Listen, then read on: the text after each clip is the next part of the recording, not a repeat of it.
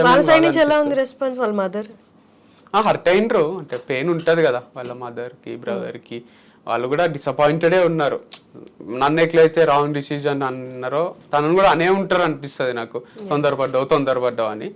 అంటే పీపుల్ కూడా తొందరపడ్డావు ఏంది అంటే, మేము మంచినే ఉందాం ఉన్నాము ఇంకా కూడా ఉండింటే ఎవరికి ఛాన్స్ లేకుండా ఉంటుండే. కానీ ఎవరో ఏదో అంటారు ఈ రోజు అని మేము అంటే డిస్టర్బ్డ్ లైఫ్ స్టైల్ ఉండలేము కదా.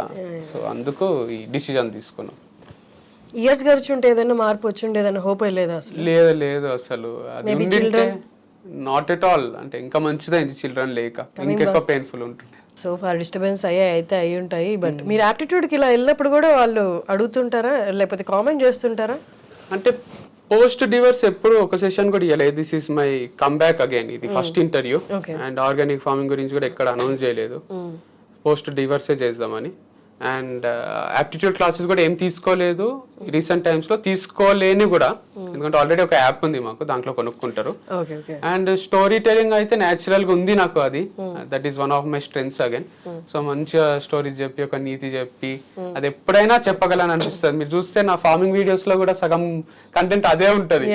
మళ్ళీ తిరిగి మ్యారేజ్ టైమ్స్ లో కూడా లవ్, బ్రేకప్, లేకపోతే ఏదైనా జనరల్ టాపిక్, సారీస్ గురించి కానీ, సారీ చెప్పాలా వద్దా, సెల్ఫ్ రెస్పెక్ట్, ఇవన్నీ మాట్లాడుతూనే ఉంటా. బ్యాక్గ్రౌండ్ ఏమో మామిడి చెట్లు, అరటి చెట్లు ఉంటాయి, కంటెంట్ ఏమో జనరల్ కంటెంటే ఉంటది.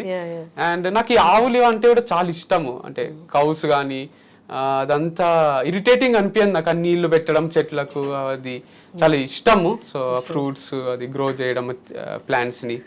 అండ్ ఫైనల్ గా మనకు ఒక మామిడి చెట్టు పెరిగి దానికి ఫ్రూట్స్ అవుతాయి, అవన్నీ మనం తింటుంటాము. పెస్టిసైడ్ ఫ్రీ ఉంటది, కెమికల్ ఫ్రీ ఉంటది, అదొక అడ్వాంటేజ్ దీంట్లో, మంచిది అది. అదంతా ఇంట్రెస్టింగ్ ఉంది నాకు. ఇట్లా పొద్దున్న లేచి 6 గంటలకు ఇలా ఫామ్ కి పోయి మళ్ళీ నైట్ 8కో 9కో వచ్చి డిన్నర్ చేసి పండుకొని పాతకాలం మన తాతలు, అది తెలియకుండా గడిచిపోతుంది అనమాట.